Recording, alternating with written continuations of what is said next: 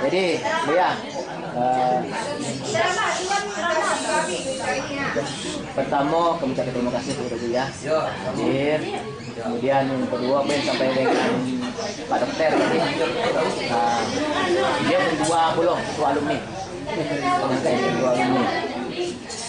Kalau kayu besok penuh, lemu SD Kotor pernah ada Dokter Kiki, spesialis bedah. Bedah kata dia. Ya, Pak Kiki Kurniawan. Ya. Pak kakak, operasi kaki sini mana operasi ke Pak Kiki ya?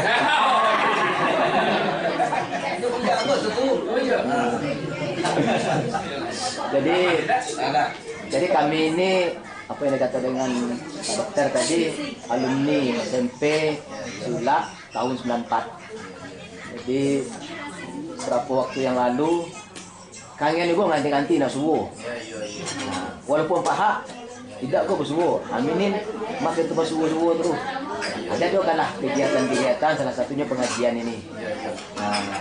Jadi kebetulan hari ini yang dari tuan rumah itu saudara Mega, ini suami beliau.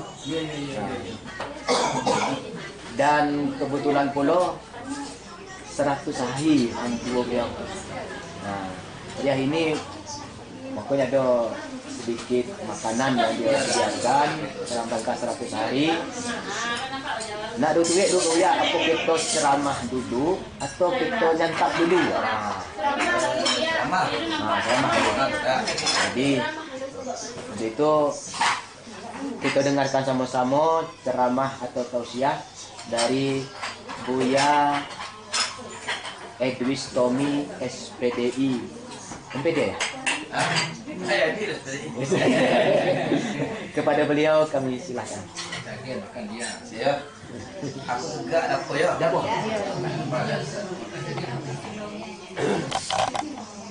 Mohon izin kalau ini. Assalamualaikum warahmatullahi wabarakatuh.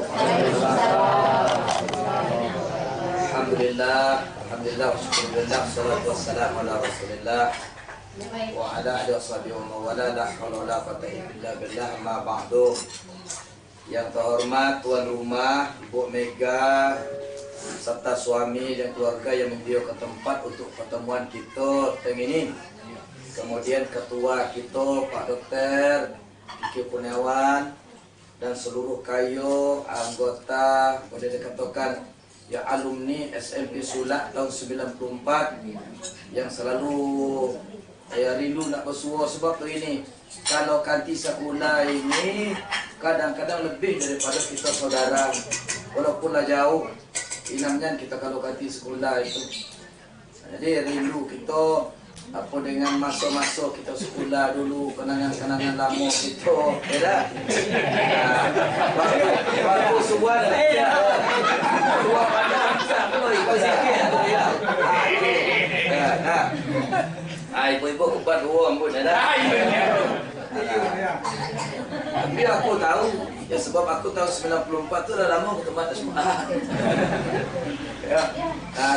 Aku tahun 90 tu dah selesai sekolah. Itu. 94 lagi SMP. Kami tahun 90 tu dah tempat itu. Ya. Tempat SMA. Itu. Nah, itu seluruh kayu yang dirahmati Allah Subhanahu wa taala, kita bersyukur atas karunia Allah yang mempertemukan kita pada sore hari ini dalam keadaan sehat walafiat. Mudah-mudahan persatuan kita ini menjadi ajang silaturahmi yang baik untuk kita saling mengetahui keadaan ganti-ganti lama kita di mana posisinya, apa yang digawakan, bagaimana keadaan kesehatan dan sebagainya. Di sinilah kita bisa berbagi informasi laporan anaknya di mana itu sangat perlu itu. Sangat perlu. Nah, mudah-mudahan Allah berikan kekuatan pada kita untuk persatuan ini. Selawat dan salam buat junjungan kita Nabi besar Muhammad sallallahu alaihi wasallam. Semoga ada akhirat kita bermanfaat. Amin ya rabbal alamin. Almarhum apa almarhumah ayah yang dulu ini? Sujono. Almarhumah. Almarhum ya, sudah 100 hari ya. Iya. Ya. Jadi perlu kita singgung sedikit masalah kematian orang tua kita ini, bahwa ketika seseorang meninggal dunia itu alamnya dah berpindah, alam itu dah berubah dari alam jasad ke alam ruh. Itu kalau pindah alam, pindah kebutuhan. Kalau di dunia makan, minum, pakaian, fasilitas jasmani namanya. Tapi kalau pindah alam, tentu kebutuhan rohani, kebutuhan ruh. Kebutuhan ruh itu tidak ada lain pertolongan. Ya, pertolongan karena ruh itu tidak butuh makan, ruh tidak butuh minum, dia butuh ketenangan di alam barzakh. Bagaimana caranya? Nah, pertama, tidak ada lain selain doa. Sebab terhadap orang tua kita yang meninggal dunia, Bapak Ibu sekalian, kalau di dunia kita bagi fasilitas yang hidup, yang kursi orang tua kita, senang orang tua kita di dunia. Tapi ketika meninggal dunia, dah kita ada doa. Atau dah ada guna yang dari dunia yang kita bagi-bagi tu ha. Dah ada nilai. Ya, entah gelang kita bagi, entah kalung, entah makan mewah. Itu kan untuk jasad. Nah, ketika ada dalam barzakh, ruh. Ada yang menafsirkan, beberapa ulama menafsirkan, orang di alam kubur itu seperti orang berada di tengah tempat, apa namanya itu, hijab istilahnya itu, batas. Seperti orang dalam kacau. Jadi, awak di tengah-tengah. Nikmat dunia bisa, balik ke dunia dah bisa. Nikmat ke akhirat bisa, ke akhirat belum sampai. Siapa kanti itu dah ada lain, suatu yang lain. Selain amal ibadah, ada sila bentuk pertolongan, doa. Itu yang pertama. Yang kedua, terhadap orang yang meninggal dunia ini, menghubungkan silaturahmi dengan kanti akhirat. Ini jarang menyampai. Siapa teman akrab orang tua kita ketika hidup, sambung tali keluarga tu. Itulah kesenangan roh di dalam kubur. Pergi nerima kanti kau. Kanti akrab dulu. Idahnya kanti terap ada keluarganya. Itu. Yang ketiga, melanjutkan gawe baik. Kalau ada gawe, kalau ayah kita orang adat, pengurus adat di tengah masyarakat, anaknya harus jadi pengurus adat. Kalau orang tua kita rajin ke masjid, jadi pengurus masjid, anaknya jadi pengurus masjid. Itu kiranya. Kalau seorang ibu jadi pengurus majelis taklim, meninggalnya anaknya ada yang ke majelis taklim. Melanjutkan gawe baik. Itu. Yang ketiga, itu sedekah. Sedekah. Untuk nama itu. Yang keempat ya, sedekah. Nah, yang kelima baru ziarah kubur. Kenapa ziarah kubur diletakkan yang terakhir? Karena memang situasi kondisi. Tadinya dasar ziarah kubur pagi, tahu-tahu jam 4, dah jadi. Mana yang orang tua yang meninggal di rantau jauh, yang meninggal di Mekah, maka tidak ada lain selain doa dari anak yang soleh. InsyaAllah almarhum yang sudah meninggalkan kayu ini, kayu berdua ini, ya, di tempat Allah di Raudatul Jannah, taman di antara taman-taman surga, dengan doa, dengan sedekahnya.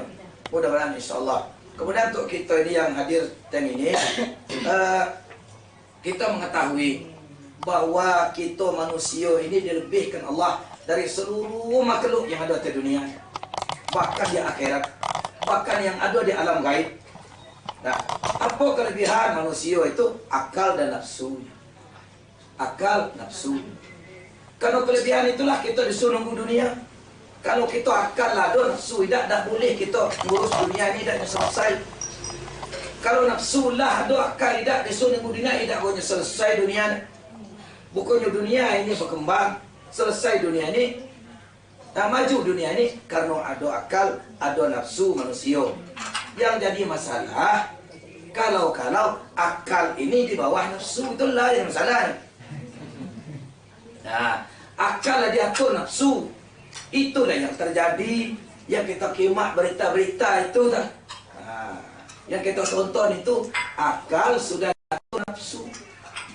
Masuk iblis, masuk setan.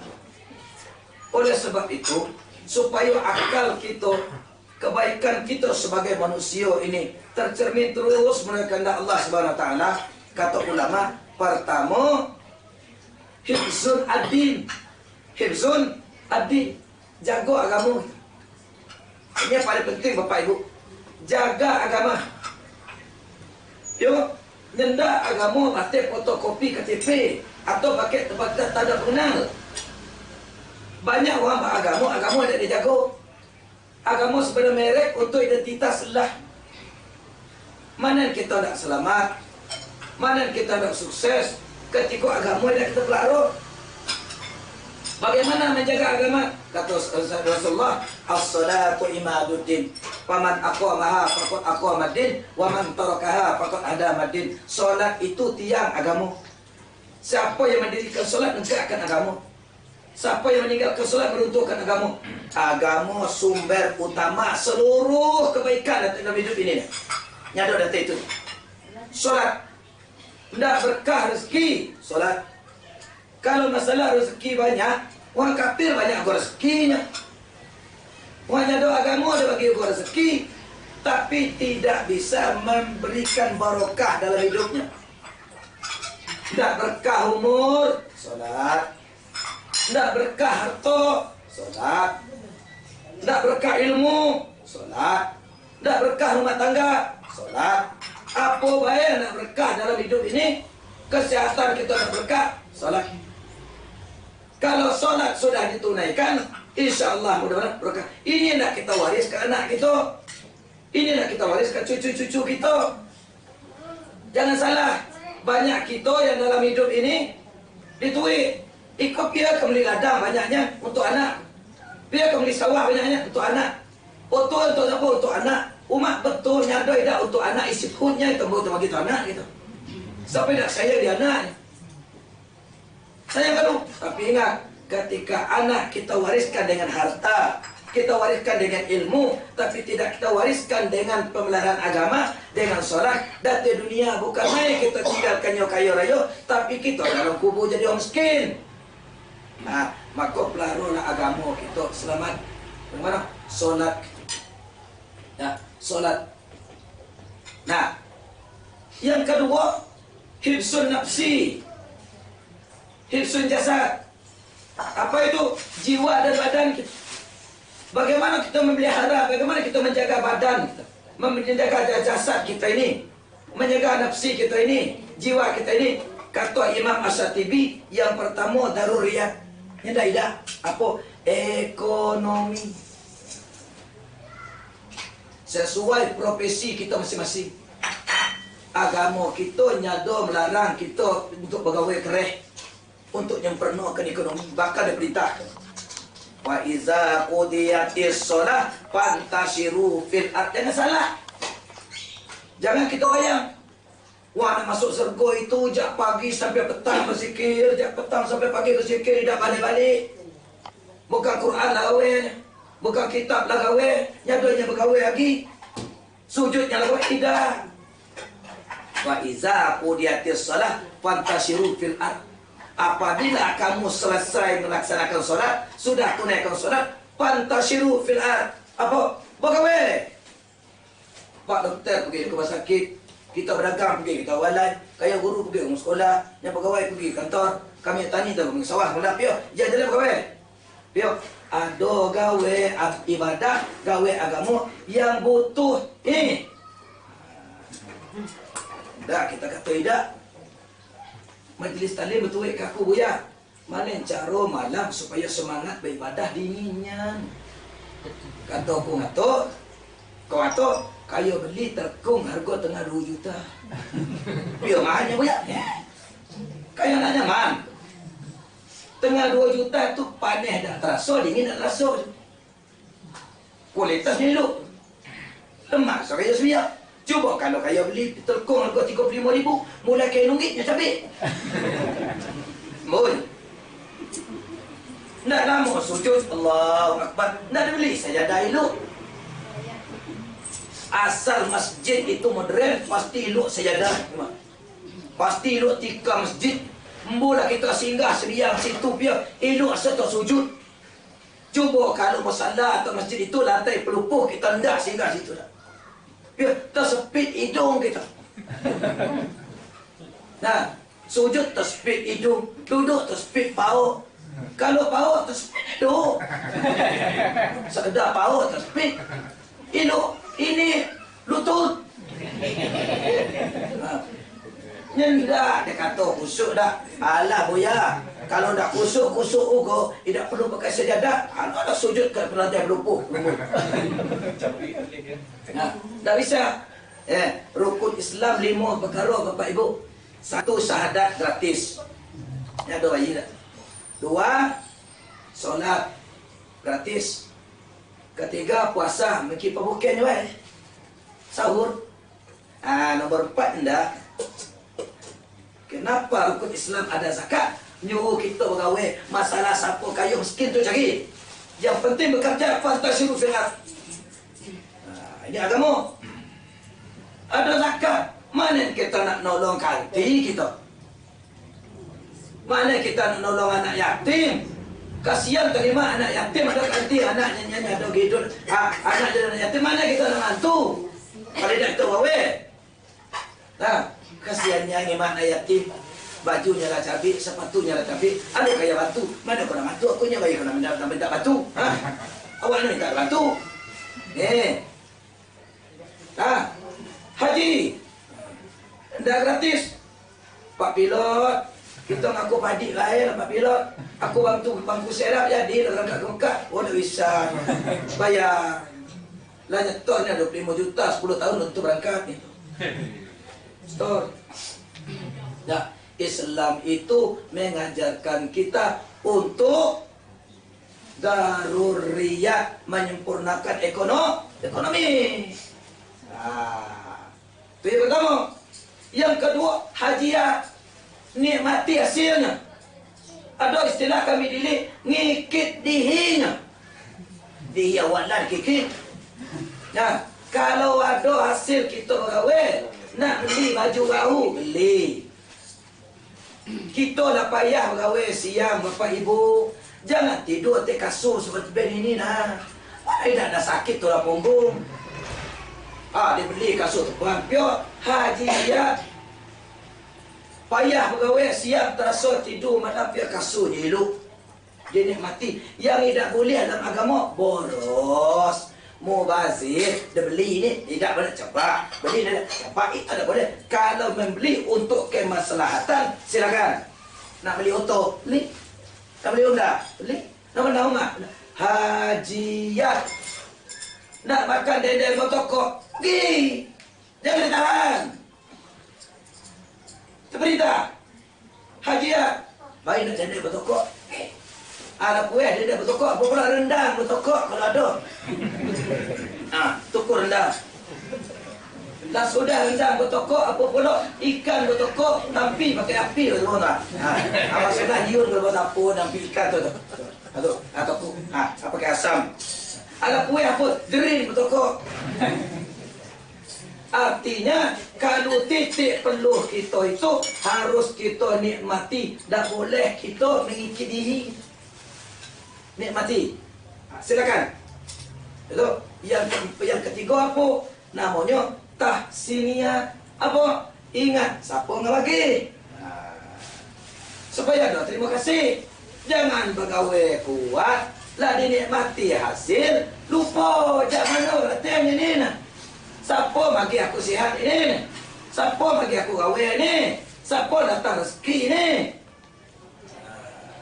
Ingat, siapa yang bagi? Sehingga mudah zakat, mudah berinfak, mudah bersedekah. Mudah sedekah. Nah, solatnya lah mantap. Sama dia dijago. Bagawe kuat pulo. Nikmati pulo hasil. Anak, isteri, keluarga menikmati hasil. Nah, kemudian lah bersedekah pulo. Ingat ini hasilnya dari Allah Subhanahu Wa Taala. Kalau semiyangnya lah mantap, solat lah dijago. Nah, kemudian apa namanya ni pegawai lah kuat, nikmati hasil, lah rajin pula berzakat, berinfak, bersedekah dengan membantu. InsyaAllah selamat. InsyaAllah selamat. InsyaAllah bahagia dunia dan akhirat. Suara aku yang dulu. Semakin lama aku ceramah, semakin sakit ke pinggang. Jadi batai ini kalau ada yang nak dituik pada kita yang sebatas ibadah, sebatas yang sesuai yang bisa aku jawab, ibu silakan pusbuatnya curhat dong Buya. Itulah. Ada itulah, lebih kurang minta maaf. Assalamualaikum warahmatullahi wabarakatuh. Waalaikumsalam. Terima kasih kepada Buya. Sebelum kita lanjutkan, kita ada yang nak dituik, tanya dulu. Kalau ada nak tuik, tanya dulu. Ini bebuk banyak tanya. Siapa bebuk? Tak ada. Pak. Pasnya. Tuik ukur lah yang ada. Kami mak nasi depan. Sampai munyah. Ada ada duitnya. Ada. Tahu kan kalau duit? Aku. Oh ya. Kedai. Dia yang 4 lah nenek itu duit. Iya. Dia 4 itu soalan ni. Pentingnya itu. Mana ada tak? Ada duit. Ada tak? Tidak kan? Tua kata betul sudah makan. Oh itu dia. Iya dia. Baik. Nampak ini mak nasi nampak lah dia ya.